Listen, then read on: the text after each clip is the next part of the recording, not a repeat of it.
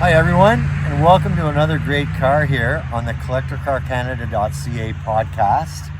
Today we're looking at a 1954 Morris Oxford.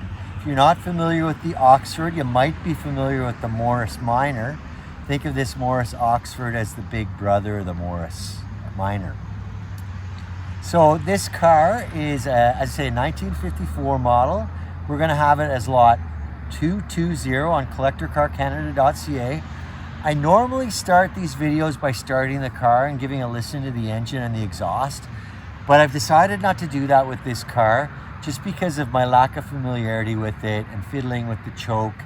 And I think we have a really fastidious owner. I didn't ask, but I think he'd prefer if I not start it. And I prefer not to start it either because being a little unsure, I didn't want to mess with something I don't know. But the good news is we have our normal startup, engine idle, and exhaust video on the detailed listing. So again, check out lot 220 on CollectorCarCanada.CA, and you can hear the car start, you can hear the engine run, and you can hear the exhaust during idle. And we've also got several driving videos with the car accelerating, the car braking, and the car cruising along at highway speed. So you're not missing much, I don't think, with me not starting it in this video. We've got several other videos to cover it. So with that introduction, I think it's time for me to come over and grab the camera and hold it in my hand, and we'll take a little tour of this 1954 Morris Oxford.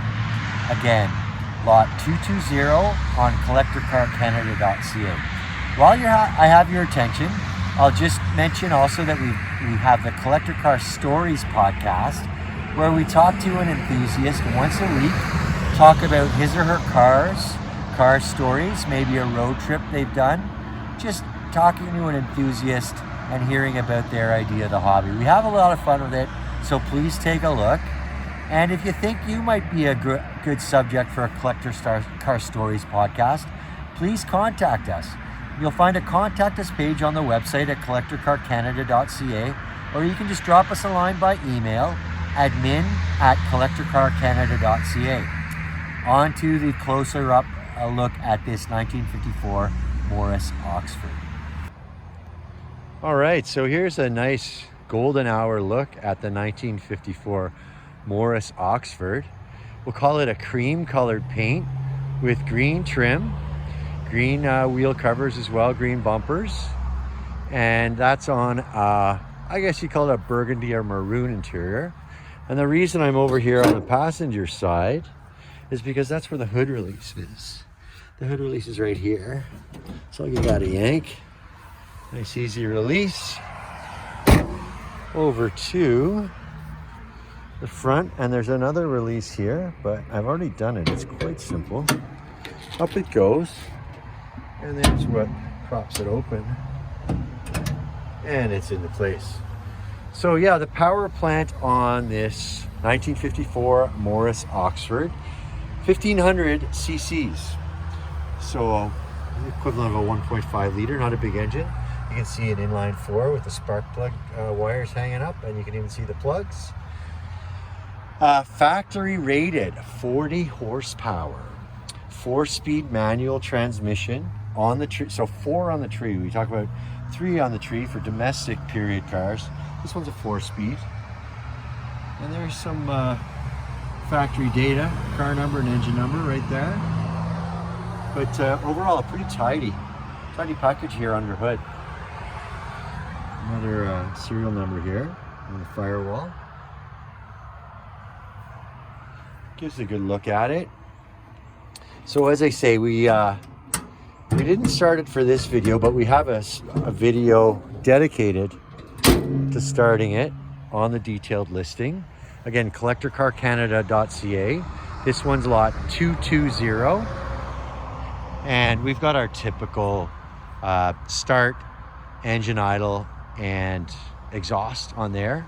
So please do take a look at that video right there on the detailed listing. So we always have a video right beside, to the left of CCC Vital Info on the detailed listing, and then we'll have the startup, engine idle, and exhaust as the first video after the text of the listings, or after all the paragraph form. So getting a good look at this 1954 Morris Oxford. There's a neat little nameplate right there, an emblem right there. Passenger side mirror. Not every car in 1954 would have offered that.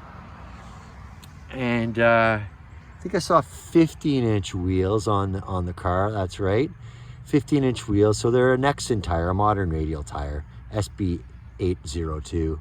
But the tire size is 165/80 R15, and a T speed rating on these, 87 load rating. So the owner told us a little bit about when he restored the car, going back over 10 years. I believe he said he had it about 11 years.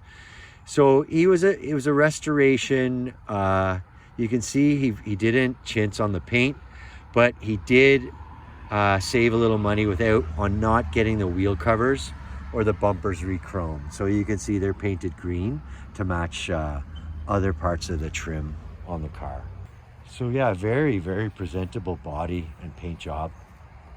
There is a flaw over on the driver's side fender, so I'll show that to you in a minute when we get there. But other than that, I'm not picking up many flaws. Other than the bumpers. The bumpers do show a little bit of distress. You can see the rear one, it's got a bit of a mark here. And the front one, there's a bit of stone chipping, but amazingly the stone chipping is limited to the front bumper up front. So I did see those tail lights in action earlier, both for parking lights and brake lights. You can see that the owners added a middle brake light there for safety. And I really like this. I couldn't help but ask about it. This is a local car to Coburg, Ontario, and this is the authentic original selling dealer. The decal, however, is a reproduction. So this is the decal that would have left the lot with, but a reproduction decal. The original, well, I won't say original color of the car. The car was black when the owner got it. So in all likelihood, that decal was a different color when it left the lot. But overall, very presentable car. I like that handle for the trunk. We'll show you that after the interior. And then chrome as well for the gas cap here. I like that green strip, protective strip along the doors as well. It really does pop with the green accenting. Quite like it. Another neat feature are the vent windows. And here's the side mirror on the driver's side to match that over on the passenger side. And I mentioned a mark here on the paint on the front fender. Here's a look at it. There's a toonie to give you a sense of perspective. Matching Morris Oxford emblem badge on this side as well. I'll call it a splitty windshield, two-piece, split down the center with the chrome arms for the wipers. And when you talk chrome, you gotta get a load of that grille. And even the headlight surrounds and coming up from that center emblem, the chrome is really presentable. Not perfect, but quite presentable. It really does catch the eye. And then, as I say, amazingly, the stone chip, there are stone chips up here, but amazingly they're limited to the bumper. I see some marks inside the grille, but those are just bugs that have gotten in the way of a summer evening drive. The current owner says he brings it to the odd show and the odd Sunday church service, but that's about the extent of the use he gets from it right now. So there's a good look at the exterior. We'll take a look inside as well. I talked about the chrome. There is a slight bit of pitting on these door handles. You really do need to get close to see it. From here with the naked eye, I can almost see it, but now that I'm more like 7 feet away, I can't. Just to give you a sense of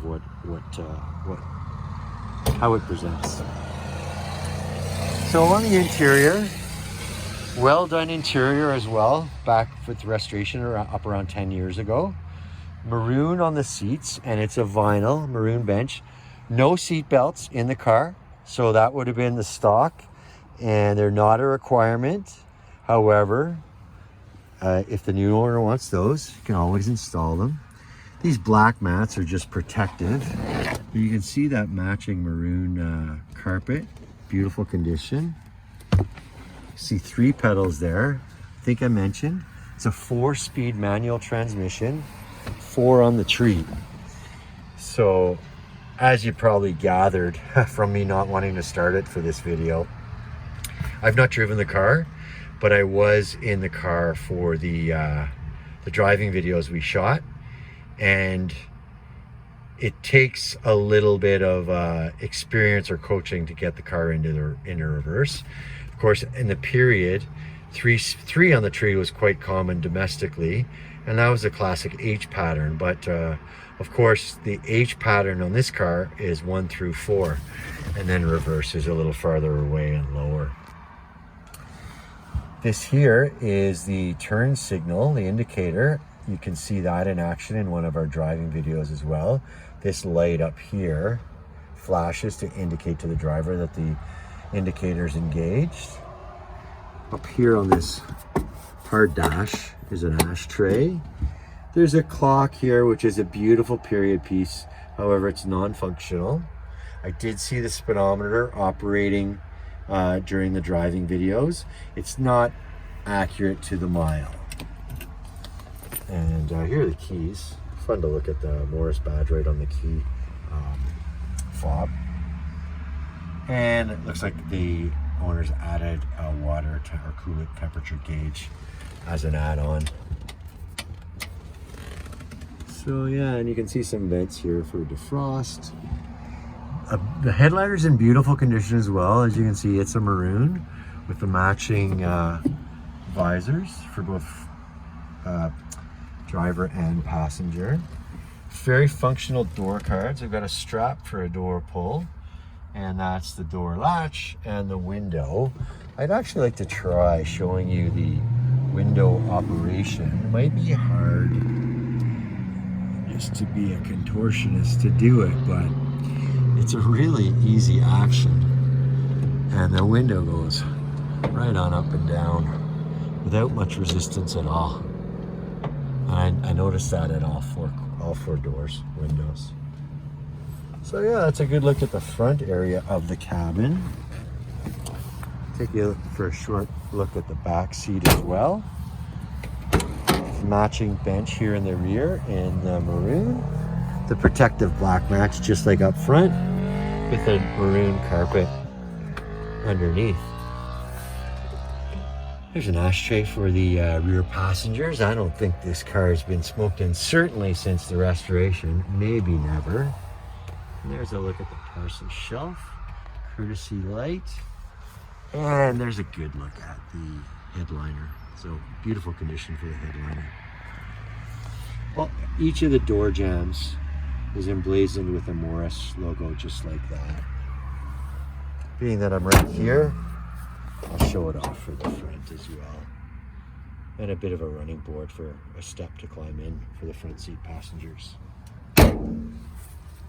Another look at the painted rim, and to match the color of the car, and the painted wheel cover to match the accenting. So there are a few things in the trunk, but let's take a look. So that's just a simple latch. Open her up, and much like the front hood, there's an arm in there. Just needs to be set, and that's locked into place. So burgundy carpeting in the trunk as well. A couple extra floor mats, and your basic tire change kit and some tools over here. And mounted horizontally is a spare tire right here. A little bit of space in that trunk, and interesting that the Brits, I've seen this in more than one Brit car of the period, where the spare tire is kept separately from the cargo area. So we just need to release that bar. There we go. Close that, and then we close the latch, just like so. So I'll take you around one more time, and then we'll finish up with some concluding thoughts on this 1954 Morris Oxford. It's lot 220 on CollectorCarCanada.CA. All right, so that's our look at the 1954 Morris Oxford. Again, it's on CollectorCarCanada.CA as lot 220. 1.5 liter power plant up front, an inline 4-cylinder engine, factory rated at 40 horsepower. It's got a 4 on the tree manual transmission, so 4 speeds shifted on the column, and reverse a little trickier to find until you get a couple of drives under your belt. Manual transmission sending the power to the rear wheels. CollectorCarCanada.CA, lot 220, a 1954 Morris Oxford, restored as you see. And I'll just say thank you for watching, and on to the next car. Bye for now.